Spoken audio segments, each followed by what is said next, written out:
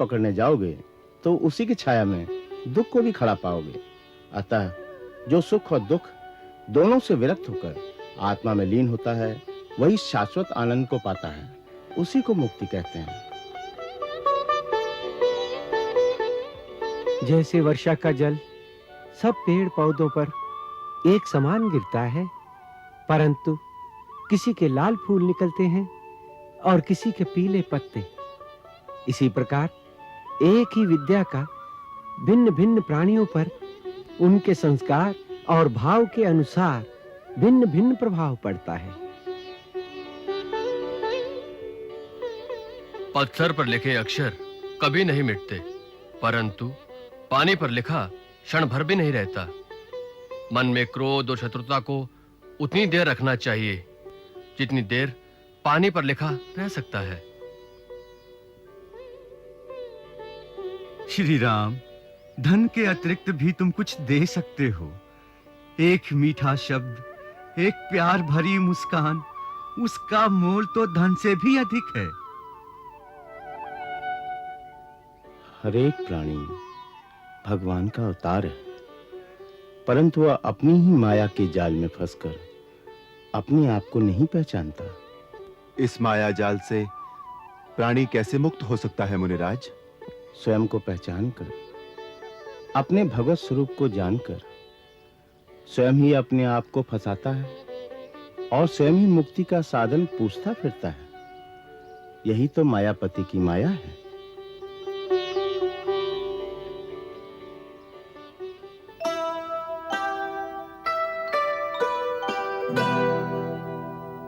मुनि सुतीक्ष्ण की भक्ति न्यारी, सन्मुख नाथ पलक न उघारी। मायापति की देख के माया, विकल नैन खोले मुनिराया। अद्भुत यह संजोग स्वयं, प्यासे तक नीर चले। अद्भुत यह संजोग स्वयं, प्यासे तक नीर चले।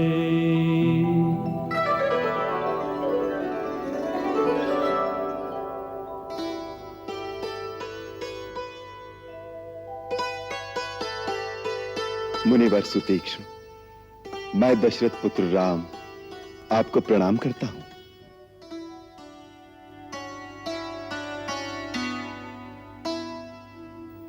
भगवान, आप स्वयं चलकर अपने भक्त के पास आ गए।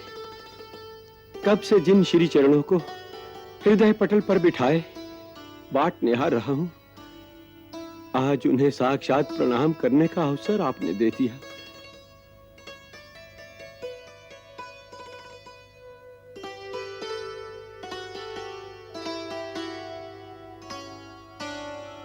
महात्मन, मैं तो मनुष्य मात्र हूं, मेरी भगवान कहकर वंदना न करें। राम, ऋग्वेद कहता है, एकम सत्य विप्रा बहुधम वदन्ति। सत्य एक है, परंतु ज्ञानी जन उसे विभिन्न नामों से पुकारते हैं। अर्थात ईश्वर ही सत्य है, जो विभिन्न रूपों में प्रदर्शित होता है। इस अनेकता में एकात्मकता के कारण यदि मुझे आपका रूप भी वही दिखता है जो भगवान विष्णु या शिव का है, तो इसमें आश्चर्य क्या है? इसीलिए मैं आपकी वंदना करता हूं। आप उस अवस्था में पहुंच चुके हैं जहां आपको प्राणी मात्र में भगवान का ही रूप दिखाई दे रहा है, इसीलिए आप ऐसा कहते हैं। पर इस समय मैं अपने कर्तव्य का मार्गदर्शन और आपका आशीर्वाद पाने की आकांक्षा से आपके श्री चरणों में आया हूं। ठीक है, आप इस समय मानवी लीला करना चाहते हैं तो ऐसा ही सही। भगवान, आपने जो अपना लक्ष्य निर्धारित किया है वो कर्तव्य आप कई वर्षों से निभा रहे हैं। आपके इस कर्म रूपी यज्ञ की पूर्ण सफलता के लिए मेरे गुरुदेव भगवान अगस्त्य ही आपको आशीर्वाद दे सकते हैं। आप उनके दर्शन करें। कई वर्षों से मन में साध है कि महर्षि अगस्त्य जी के दर्शन करूं। अब आप ही कृपा करके उन तक पहुंचने का मार्ग बता दें तो हम कृतार्थ हो जाएं। अच्छा,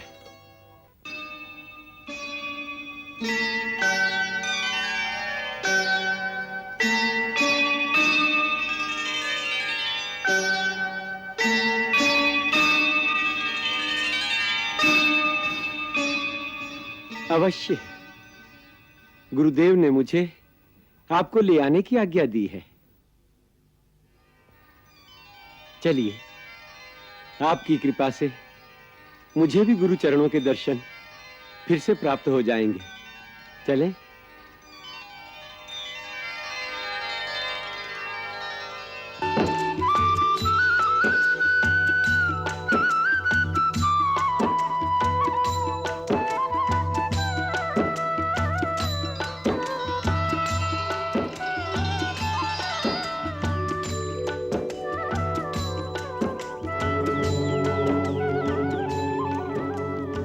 प्रभु, यही गुरुदेव का आश्रम है।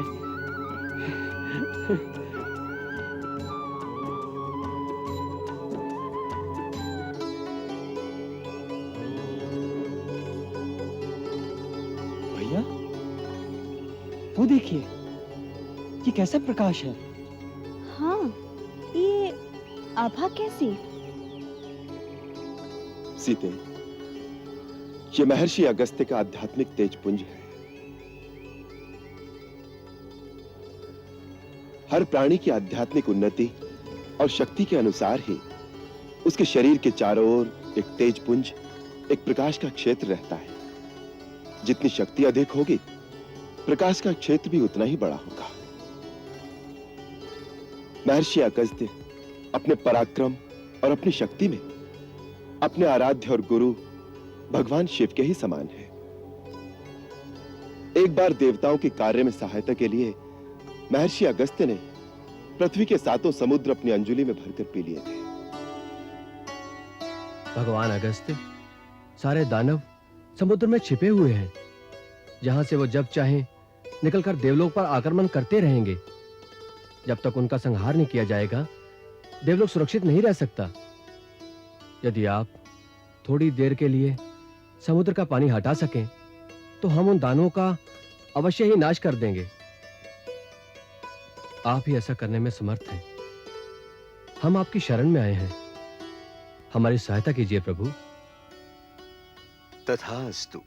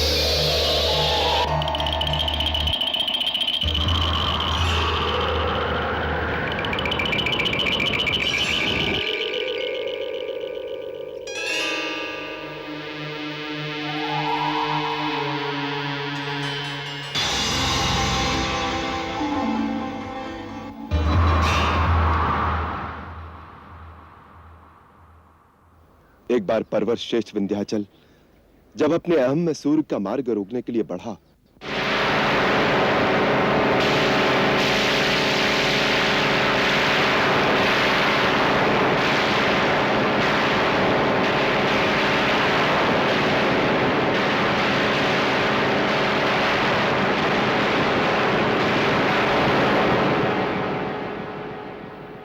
तो महर्षि अगस्त्य ने अपने चरणों से उसे दबाकर उसकी उद्दंडता को वहीं रोक दिया था।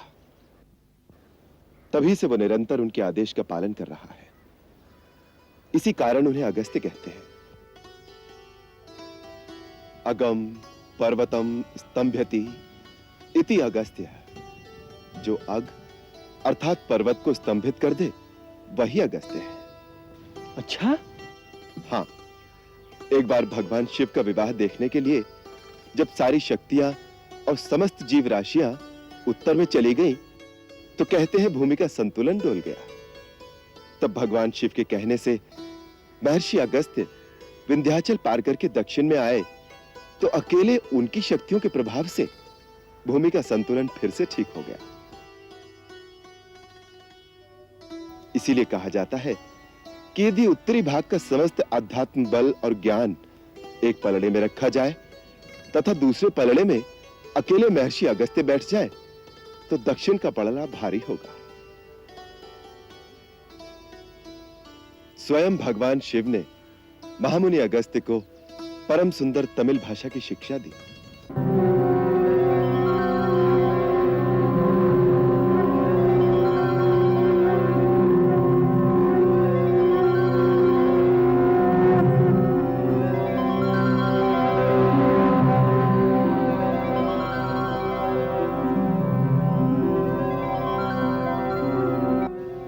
महामुनि अगस्त्य ने अपनी मेधा शक्ति के प्रयोग से तमिल को व्याकरणबद्ध करके संसार की श्रेष्ठ भाषा बना दिया। इस संसार को उनकी उत्तम देन तमिल भाषा है, जिसमें उन्होंने समस्त ज्ञान समो दिया। इसी प्रकार ये भगवान अगस्त्य ही ब्रह्मलोक से कावेरी नदी को कमंडलू में भरकर ले आए थे, जो आज समस्त प्राणियों के उद्धार के लिए गंगा समान ही बह रही है। हे प्रभु, भगवान शिव ने मुझे इस देश में भेजा है। वहां हमें गंगा और यमुना जैसी महान और पवित्र नदी की आवश्यकता है। आप सदा अपने भक्तों पर अनुग्रह करते हैं, इसीलिए हमारी प्रार्थना स्वीकार करें। तथास्तु महात्मा अगस्त्य। लोक कल्याण के निमित्त तुमने जो प्रार्थना की है उसे हम स्वीकार करते हैं। परम पवित्र और तीनों लोकों का कल्याण करने वाली कावेरी हम तुम्हें प्रदान करते हैं।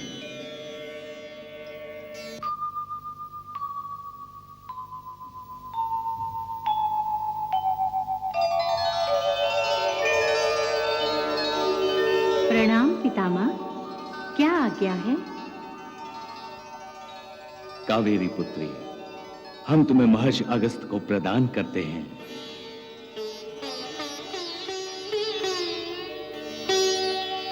अपने उत्तम जल से दक्षिण को पवित्र और समृद्ध बनाओ। जहां जहां होकर तुम्हारी निर्मल जलधारा बहेगी, वो प्रदेश तीनों काल में सदा हरा भरा और समृद्ध बना रहेगा। यह हमारा आशीर्वाद है। माते, आप मेरे कमंडल में विराजमान हो जाइए, जिससे मैं आपको धरती पे ले जा सकूं।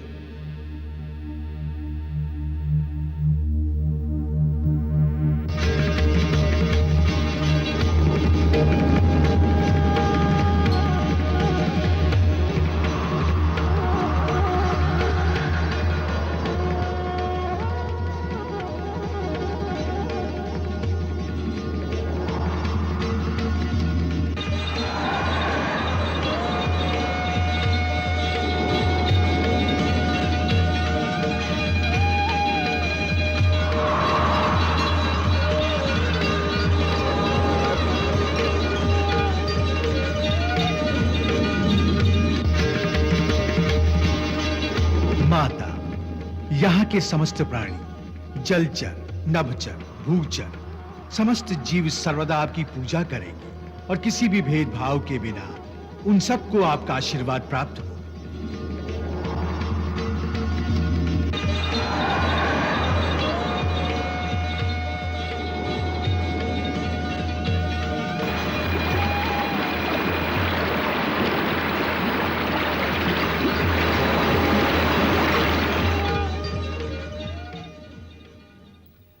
हमारे गुरुदेव के आश्रम में कोई झूठ बोलने वाला, क्रूर, शठ अथवा पापाचारी मनुष्य जीवित ही नहीं रह सकता। उनके पास धर्म की आराधना करने के लिए कई देवता, यक्ष, नाग और पक्षी रहते हैं और महर्षि से आध्यात्मिक मार्गदर्शन पाते हैं। भैया, ऐसी महान आत्मा के दर्शन तो कई जन्मों के पुण्य से ही मिलते होंगे। अवश्य, तुमने सत्य कहा लक्ष्मण। सुतीक्ष्ण जी, गुरुवर के श्री चरणों में निवेदन करने की कृपा करें कि हम तीनों उनके दर्शनों की आज्ञा चाहते हैं। अवश्य।